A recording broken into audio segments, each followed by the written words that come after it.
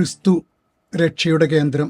ലൂക്ക രക്ഷകനായും, മർക്കോസ് ദൈവപുത്രനായും, മത്തായി മനുഷ്യപുത്രനായും, യോഹന്നാൻ ദൈവത്തിൻ്റെ കുഞ്ഞാടായും, പൗലോസ്ലീഹ ദൈവത്തിനും മനുഷ്യർക്കുമിടയിലുള്ള മധ്യസ്ഥനായും പ്രഖ്യാപിക്കുന്ന ക്രിസ്തു എല്ലാ അനുഭവങ്ങളും എല്ലാ സംഭവങ്ങളും ഈ ക്രിസ്തുവിൻ്റെ രക്ഷയിലേക്കാണ് വിരൽ ചൂണ്ടുക.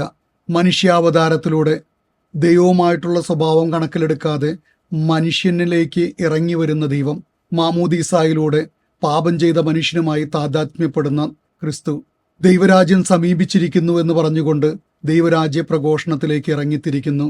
അത്ഭുതങ്ങളും അടയാളങ്ങളും വഴി രോഗികൾക്കും പിശാചുബാധിതർക്കും സൗഖ്യം നൽകുകയും മരിച്ചവരെ ഉയർപ്പിക്കുകയും ചെയ്തുകൊണ്ട് ശരീരത്തിനും മനസ്സിനും ആത്മാവിനും ഉത്ഥാനം നൽകുന്ന, സൗഖ്യം നൽകുന്ന ക്രിസ്തു അവസാനം പീഡാനുഭവ മരണത്തിലൂടെ സ്വന്തം രക്തം കൊണ്ട് മനുഷ്യന് രക്ഷ പ്രദാനം ചെയ്യുകയും പുതിയ കൽപ്പന എഴുതി ചേർക്കുകയും ചെയ്യുന്ന, പാപത്തെയും മരണത്തെയും പരാജയപ്പെടുത്തുന്ന സഹനദാസനെ പൂർത്തിയാക്കുന്ന ക്രിസ്തു ഉത്ഥാനത്തിലൂടെ വിജയമാഘോഷിക്കുന്നു.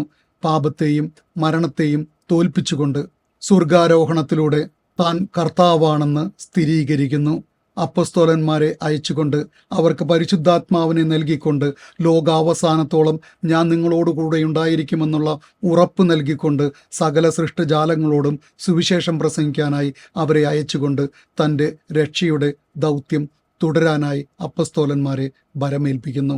ഈ നോമ്പുകാലം മുഴുവൻ ക്രിസ്തു അനുഭവത്തിലൂടെ കടന്നു പോകുന്ന നമുക്ക് ക്രിസ്തു കേന്ദ്രീകൃതമായ ഒരു ജീവിതം നയിക്കാൻ, രക്ഷയുടെ അനുഭവം സ്വന്തമാക്കാൻ, രക്ഷയുടെ വക്താക്കളായി ജീവിക്കാൻ സാധിക്കട്ടെ. ഈശോ മിശിഹായ്ക്ക് സ്തുതിയായിരിക്കട്ടെ.